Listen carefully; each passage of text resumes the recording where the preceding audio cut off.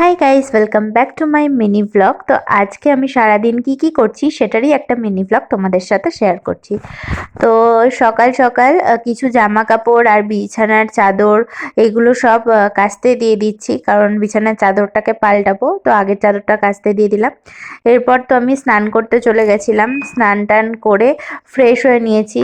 আর শীতকালে না বেলার দিকে স্নান করতে খুব কষ্ট হয়, যত বেলা বাড়ে তত স্নান করতে গেলে কষ্ট হয়।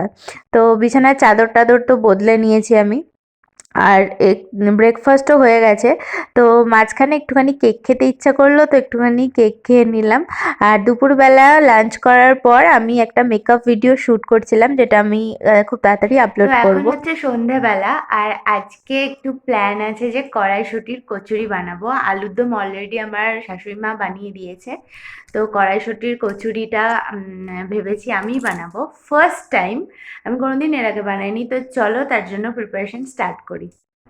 তো এখানে আমি কড়াইশুঁটিটা ছুলতে বসে পড়েছি। আর এরপরে কড়াইশুঁটি, একটু আদা, একটা লঙ্কা, একটু জিরের গুঁড়ো, নুন আর একটুখানি চিনি দিয়ে আমি মিক্সিতে পেস্ট করে নিয়েছি। আর এই পেস্টটাকে তেলে একটু নেড়ে নেব। ফার্স্টে তেল দিয়ে তারপর একটু হিং দিয়েছি, আর তারপরে এই পেস্টটা দিয়ে বেশ ভালোভাবে নেড়ে নিয়ে আমি পুরটাকে রেডি করে নিয়েছি। আর এরপরে আমি অনেকক্ষণ গ্যাপ দিয়েছিলাম। তো রাতের দিকে সৌরভ বাড়ি আসার পর আমি এখানে ময়দাটা মেখে নিচ্ছি, আর সৌরভ আমাকে হেল্প করেছে। ও আমাকে শ্যুটও করে দিচ্ছিল, প্লাস ও আমাকে পুর ভরতেও একটু হেল্প করেছে। ফার্স্ট তো একটু ভয়ই লাগছিল যে পুর ভরার পর বেলতে গেলে ফেটে যাবে কিনা, কারণ আমি ফার্স্ট টাইমই কড়াইশুঁটির কচুরি বানাচ্ছি, আগেই বললাম।